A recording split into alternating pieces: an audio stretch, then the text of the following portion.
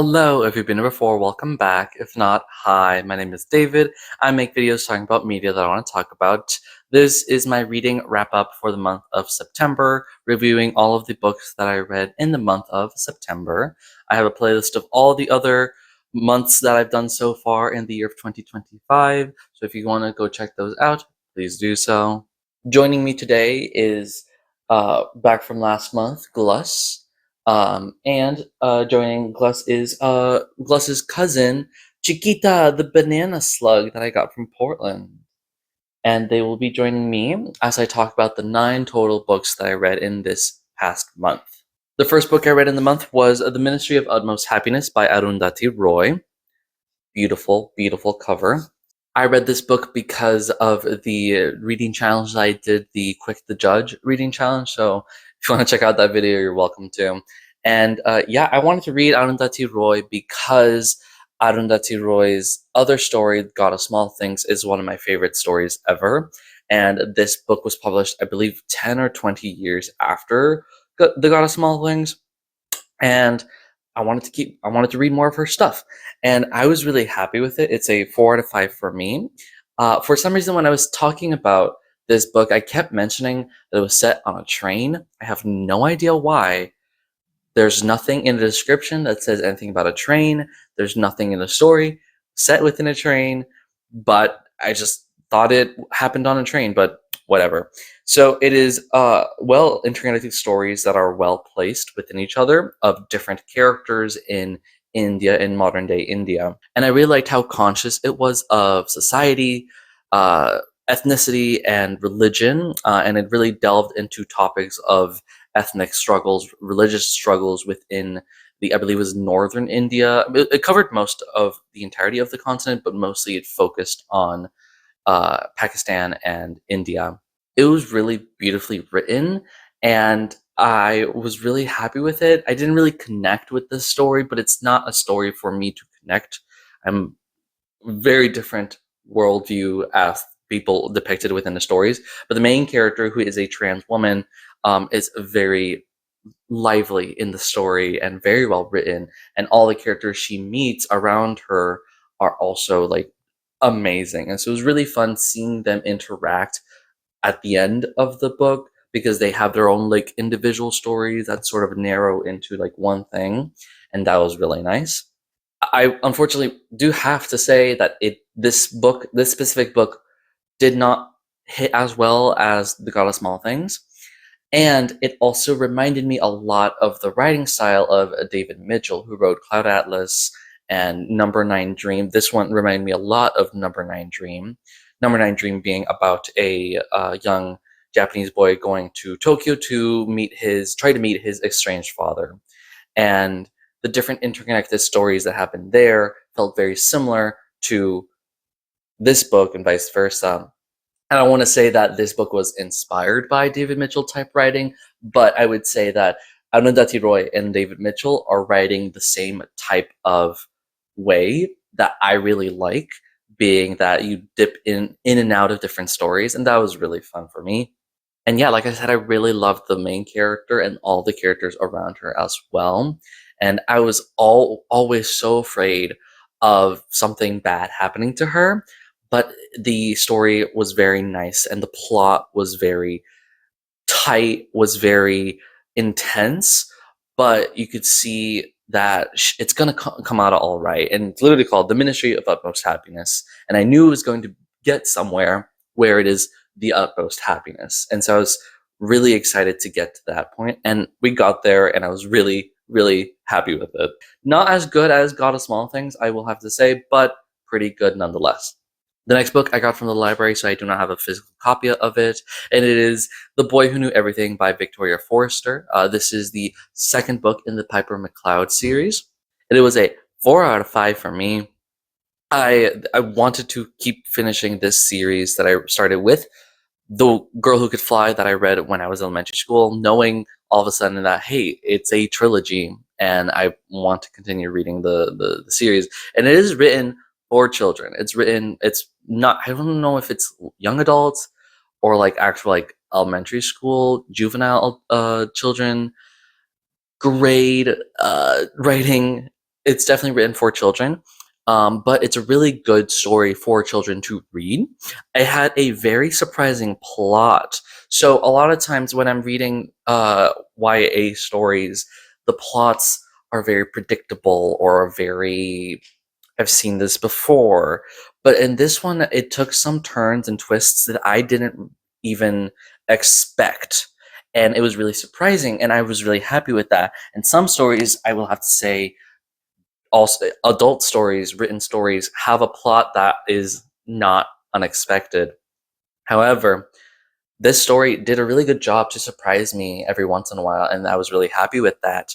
I literally just forgot the name of the boy who knew everything. Conrad. His name was Conrad.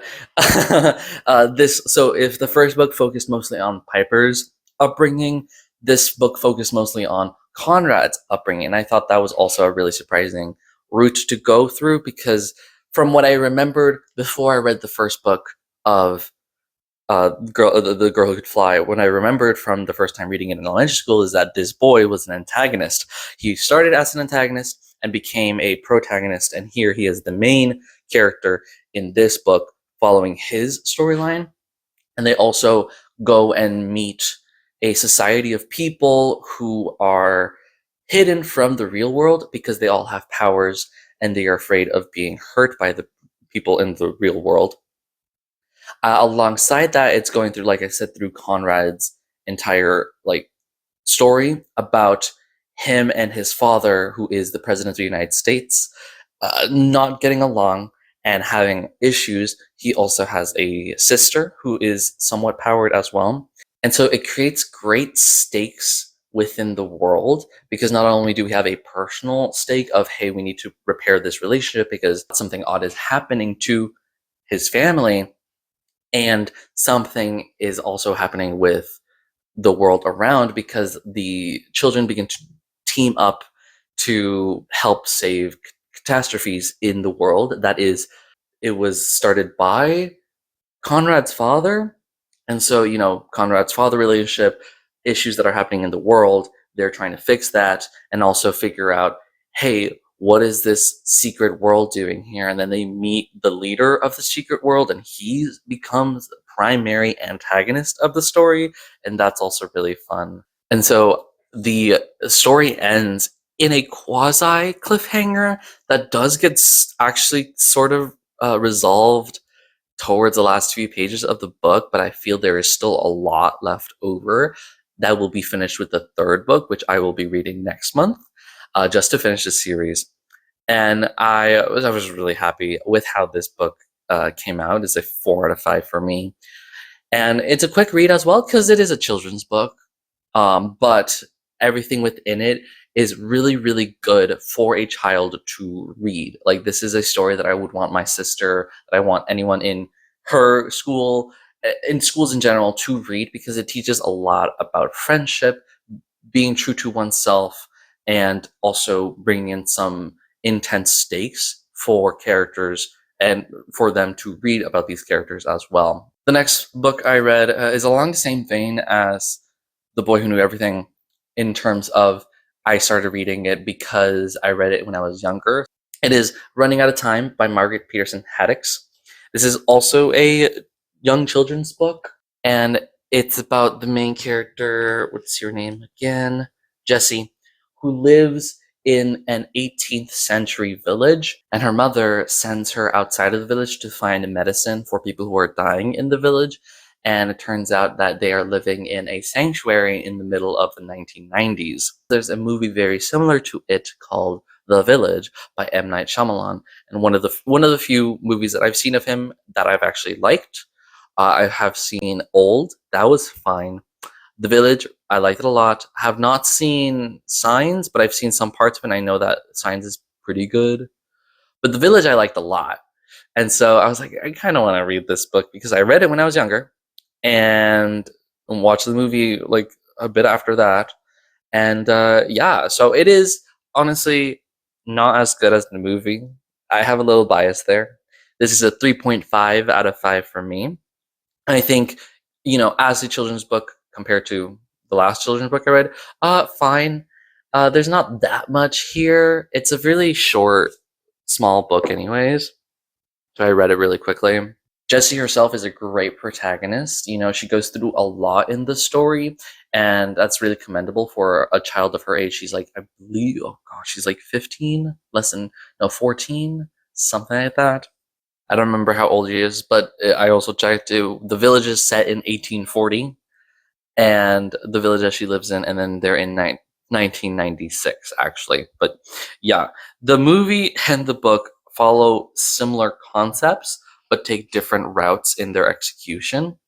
And in this one, it is also sort of like a sci-fi dystopian novel as well, mainly because it is these people that are in this village that are almost more or less trapped in this 18th, I think it's 19th century village, because they are trapped by a billionaire who wants to make money off of them and is doing experiments within the village, and the people there don't want to do that, which is why the mom sends Jessie out to get the medicine. And so it has some interesting, like, not sci-fi, but definitely like dystopian feels to it, because this feels very so much like the Hunger Games or even the Maze Runner in terms of people trapped within location cannot get out. Like I said, compared to the book and the movie, the stories go in different directions, and I think I would have preferred the direction that the movie went to within the book, in that Jessie leaves the community, which is called Clifton. She leaves the community within the first, like, 20 pages, and the rest of the story is set within her trying to find help outside. And I would be fine with that story, because in the village, it's set wholly within the village time period, and then only at the very end does the main character leave to get the medicine, come back real quickly. Here, it is real small time in the village, and then the rest of the time is outside in Chicago, was it? I think they're in Chicago, but I might be wrong about that. I couldn't find the exact location where she is in, like, the modern world. But in a city, St. Louis. No. Oh my god, I'm so sorry. I should know this. Anyways, I feel like if you wanted to have this story set in the modern day, mostly, it would have helped to have been balanced by seeing a lot more of Jessie's life while she's in Clifton in 1840. That way we see how exactly ingrained Jessie is within her life in that time period, and the culture clashes, culture shocks that happens when she's in the real world would hit a little bit harder for me. But otherwise, I think it was fine. I think it was a good, simple story that did not extend its welcome. Is that the right term? It was short. It was just short, quick read, and that was good.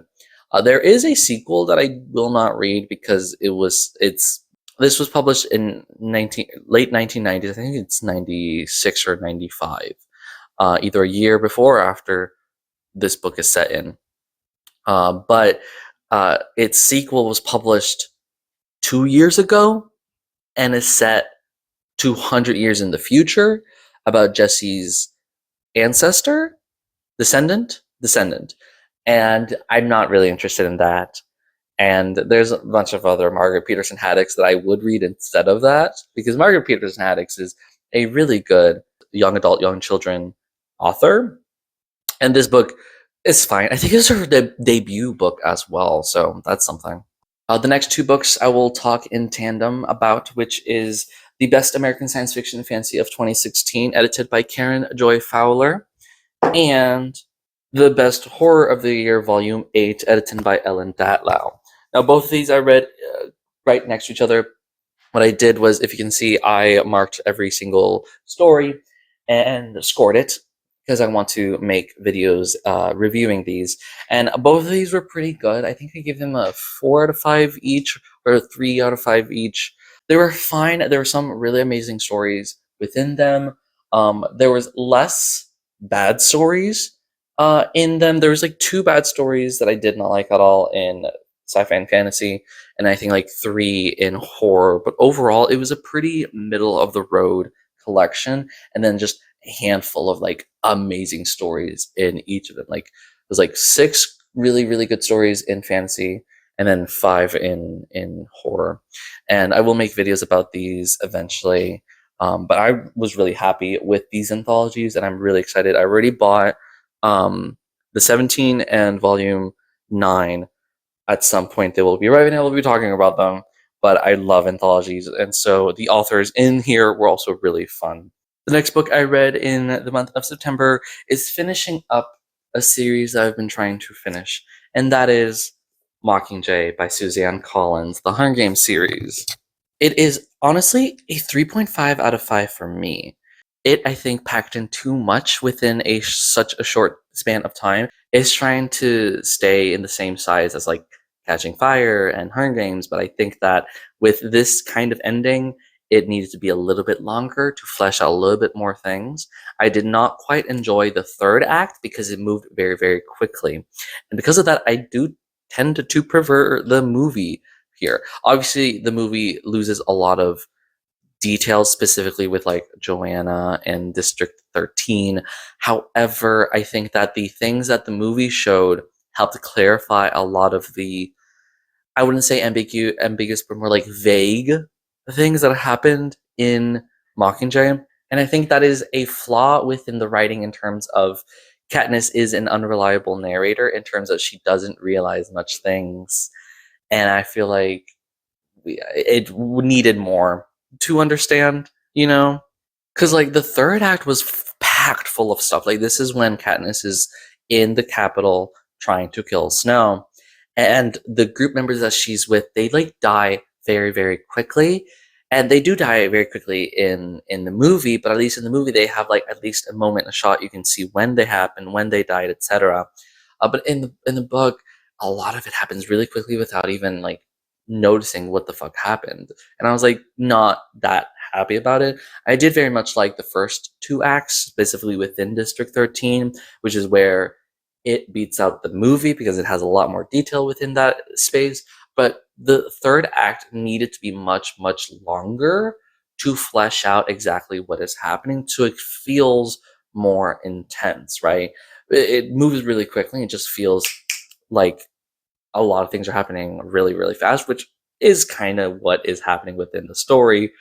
But for the end of a trilogy like this, it needed a little bit more for me. What the book does have on top, which is better than movie, is that the ending itself after Snow is killed by the mob and Katniss kills Coin, spoilers, I guess, the ending is a lot slower and a lot more internalized, I think is the right term. She thinks a lot more. She's like thinking and and it moves a little bit more slower, and it lands the ending really, really well. But yeah, I'm really glad to have finally finished reading the Hunger Games series, rereading the first 3 books after reading Ballad and Sunrise earlier this year. So I can finally say I've read the entirety of the Hunger Games series, and it was really, really good. Catching Fire is definitely my favorite of the trilogy. Catching Fire, Sunrise are really good. Ballad is really good, and then Mockingjay and Hunger Games #1,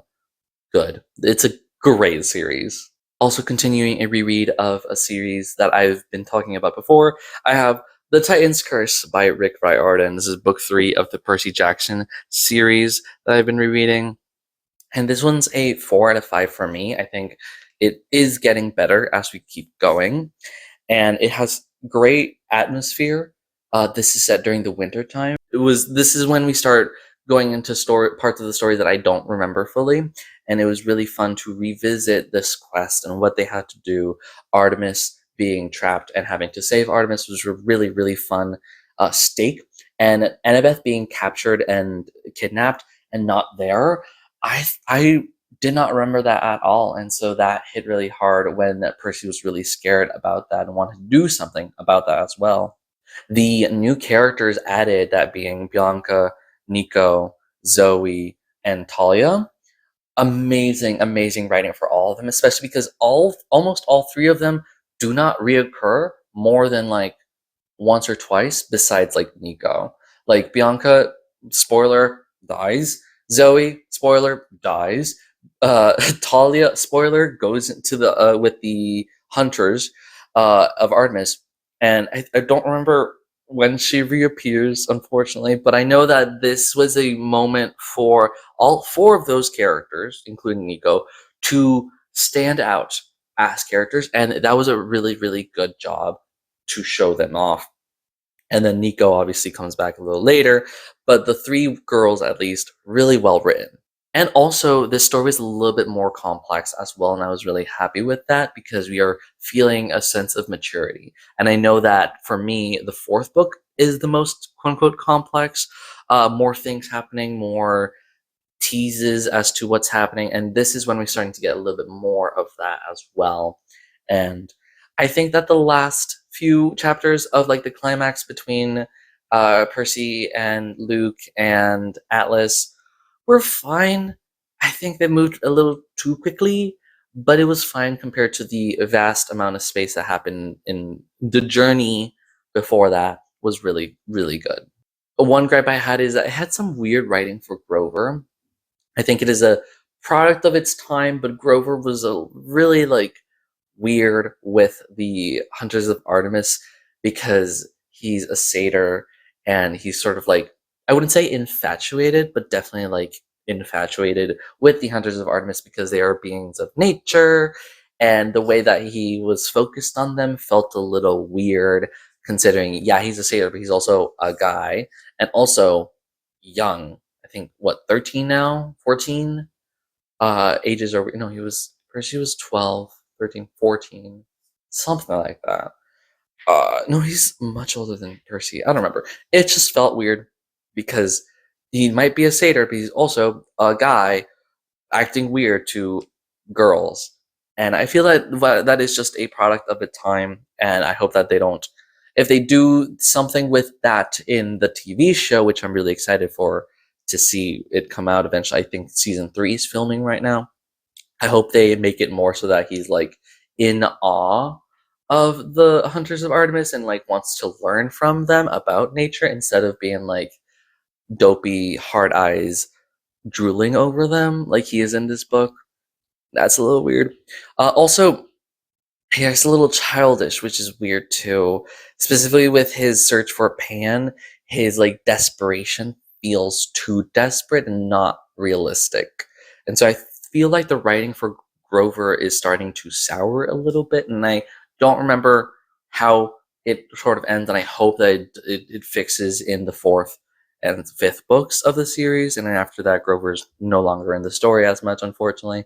But yeah, that's the one thing that I noticed. Like, Grover's is a little weird, this book. The second to last book that I read in the month of September is an interesting one, and it is The Damnation Game by Clive Barker. I wanted to read this because I know that Clive Barker is a horror icon, and I wanted to read one of his books. Clive Barker obviously is famous for having written the, oh, I forgot the name. It's not Telltale Heart. That's Edgar Allan Poe. The book that became the movie Hellraiser. Stop.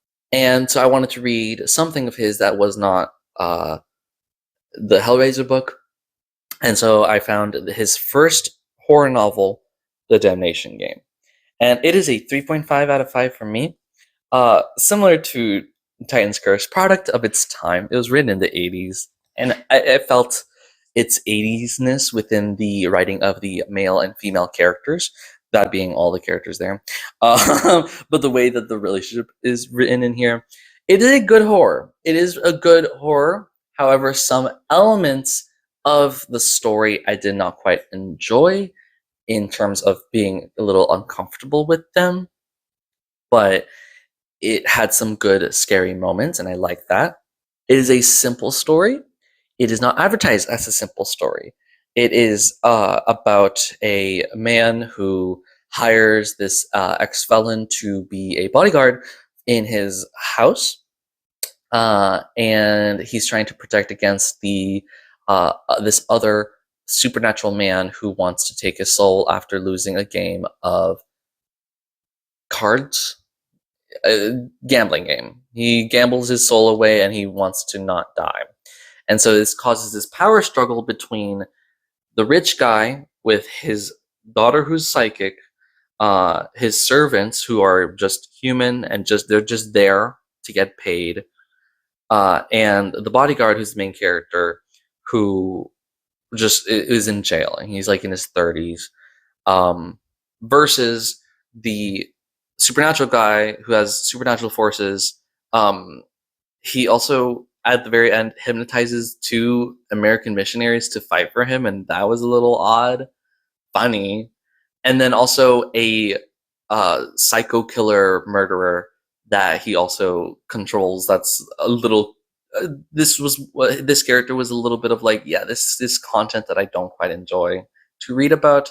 It's not bad. It's not written badly, but I don't quite enjoy reading about these types of characters or things that these characters do without being in specifics. But this power struggle is a simple story, and I think that it went a little bit on too long. And also, it was not the correct, what's the term? People fighting in the conflict. That being, the servants that they're just getting their money there. The daughter who's psychic has a lot, and I like that a lot. However, she is like 19 and does start a very sexual relationship with the main character who's 30.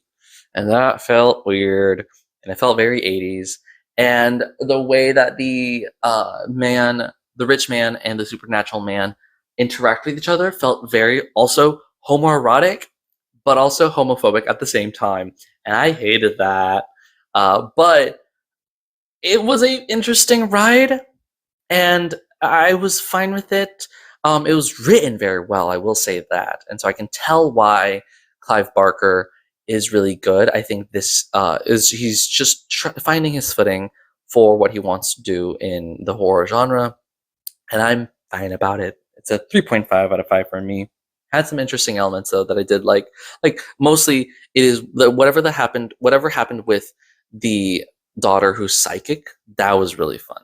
For those of you who know about the Magnus Archives, the Supernatural Man, very, very strongly, he is like an end avatar in that it is about gambling. There's a huge theme about gambling and addiction to gambling, and that was a whole thing as well.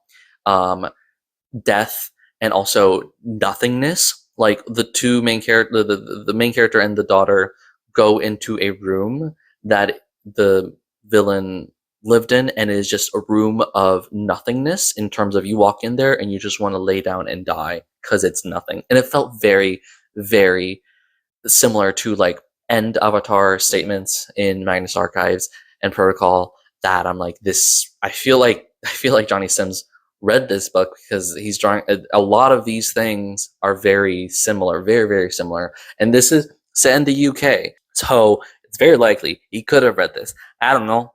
I don't want to say for certain, but it's definitely like, hey, I kind of see something here. Also, this book is falling apart.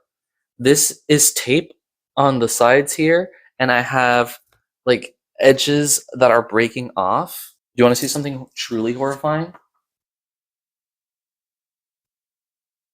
That's horrifying. That's horror, true horror for a book.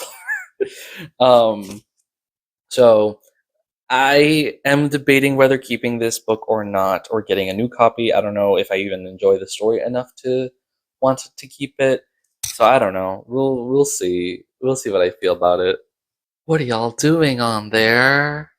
The last book that I read in the month of September is the book of the month pick for September, which was To the Moon and Back by Eliana Ramage. Ramage? I apologize if I mispronounced this.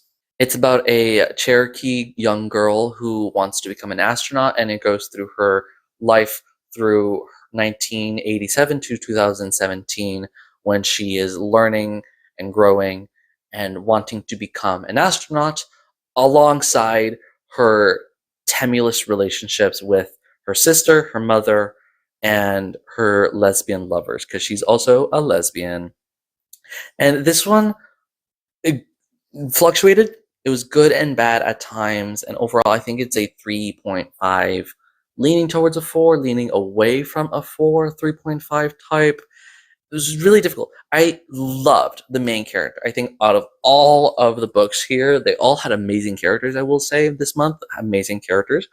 The main character for this one was really, really good because I really related with her and her intense need and want to become an astronaut. I think it had a really weird framing within the story. So the main character, Steph, wants to become an astronaut. And because of that, she also plans out her entire life ahead of her, and that does not leave enough space for nuance with relationships, mostly in terms of romantic relationships. She knows that she does not want to be a mother, does not want to leave someone behind because she's willing to die in space for science. However, she does do some really bad decisions. Her decision making is really, really horrible. And that is a flaw within her that I really enjoyed because I can really see her grappling with these decisions and also not thinking too much about these decisions and then having the consequences affect her. And that really made me relate with her. That was a really good character flaw. Her decision making is terrible. However, the way that the story revolves around her and the way that the characters talk to her, talk about her, the way that she thinks and stuff like that, the book at times is saying that her want to become an astronaut is the issue. When I think it should be that it is her bad decision making being the issue, right? So, because the story keeps saying every once in a while that you do this just because you want to be an astronaut, and it's like maybe it shouldn't be that her want to be an astronaut is the reason she's doing this bad things. It's she wants to be an astronaut, great, great goal. She's really bad at making decisions, and that should be the issue that is pointed towards. Otherwise, it just feels weird because you're telling me that wanting to be an astronaut, which is this book, To the Moon and Back, is about being an astronaut, but the characters and the narrative says, hey, being an astronaut is causing these issues. That's not it. There's also other characters who want to be astronauts in this story, and they have not had the types of issues that she's having because they want to be an astronaut. It is her decisions that are causing these problems, not her want to become an astronaut. Otherwise, like I said, Steph is a really great, well-written character, well-rounded character as well. The structure of the story was odd in terms of there was acts that I understood why there were acts early on because they were in like chunks of time. And then towards the end, last 3 acts are within the same year of different events happening. And I feel like that was unnecessary. And then the description of the book focuses on Steph and her relationship with her sister, her mother, and her childhood sweetheart, who is also a Cherokee. They're all Cherokee, and it's dealing with issues of ethnicity and belonging within the United States and stuff like that. But there's a lot of focus on learning about her sister and her mother and her girlfriend, but not really, because her girlfriend only is there up until the end of college and then they break up and then does not show up for another 12 years. And I really liked Della. I liked her girlfriend named Della. I really liked her, and we had chapters within her point of view that made me care for her, and then she just sort of disappears from the narrative. And I feel like if you wanted to have this story about these 4 women and how they affect each other, have them consistent appearance in the story. It would make the story longer. It would make it bigger because you are adding in chapters for 12 years of Della's life between Della and Steph breaking up and then Della and Steph meeting up once more again in 2017. And so it just feels like the focus of the description was wrong because the focus is only on Steph and her relationships, right? It's her relationships that are looked at and pulled apart and analyzed. It's not the individual characters that much. Her sister, really great antagonist at times, that is not written as an antagonist, but is definitely an antagonist at times. Really good. Her mother, who is, I think, what the story wants us to think is the antagonist, has an antagonistic moment, and then that's it. And their relationships get better, and we do explore a little bit of who these characters are. However, because it's mostly only in the perspective of Steph as a POV, we get like 1 or 2 chapters within Della's POV, 3 chapters within Della's POV until the end of college, and then 1 chapter of her sister Kayla's point of view. No chapters with her mother's point of view. I just feel like it needed more substance within the other characters, more points of view, more descriptions of what they are thinking, you know? There's a whole moment where Steph and Kayla's mother is trying to tell them about a traumatic moment that happened, and it's this whole revelation, but like it was well alluded to earlier in the beginning that of this revelation, I'm not gonna spoil it, but when it finally came, I was like, okay, we knew this, right? We knew this. And so it just sort of fell flat, and I was like, I would have liked it more if we got an internal view into her mother's world, an internal view into Kayla's world, and an internal view into Della's world after Steph breaks up with her. It would have made the story a lot longer, but I think it would have fleshed out what it's trying to say instead of just focusing on one lesbian's dysfunctional relationship style and lack of good decision making skills, you know? Or on the flip side, just focus on Steph and do not have points of view chapters with the other 3 characters and just focus on their relationships as Steph sees it. And that would have helped streamline things. I think it needed more time to flesh out the structure of the story and what it wanted to say. Hi, Editing David here. I forgot to say, also, because I got distracted with the strange way that this story was written, also did not like the plot. That's the biggest thing as well. I did not like the plot of the story. I think that the very end, spoiler alert, there's a shark attack, and that felt so out of place for me. That really took me out of the story, and it only really was there to facilitate Steph to think about what she's doing in life and how she's handling her relationships like that. And like, I feel like if you want to have an event that makes the character rethink how they move around with their interactions with people and their relationships and their decision making, something else besides a shark attack might have been a slightly better thing. That felt a little too spectacular, and I just did not like the plot in general as well. And so that's the biggest reason why this story I didn't quite connect with, beyond just the main character being really good. I think the plot was pretty weak, and I wasn't really happy with that. So yes, this was all the books that I read in the month of September. Like I said, a great collection of characters, well-written characters in these stories. I think some of these stories were pretty simple. I mean, obviously, the short story collection had a plethora of different things, but I will say, I think it was the strengths within this anthologies were setting and speculative elements were the strength in these 2 anthologies, but everything else had really great character writing. Currently reading, I am reading Hero by Perry Moore. If you follow from my book Twitter, I said that I started reading this before To the Moon and Back, but I miscalculated how things were going, and I wanted to finish To the Moon and Back, or at least the Book of the Month pick, before the end of the month. So I started this one before To the Moon and Back, and I finished To the Moon and Back before I finished this one. And I'm not sure what to expect from Hero. This is a reread from my book that I read in early high school. It's about a gay kid who is his father is a retired superhero, and his father, who's a retired superhero, is also homophobic, and he's trying to like, hey, not tell his father that he's 1, gay, and 2, has powers as well, and 3, also becomes part of the superhero team. I think I'm not there yet. I'm not liking it so far. It is very YA, and it's not for me.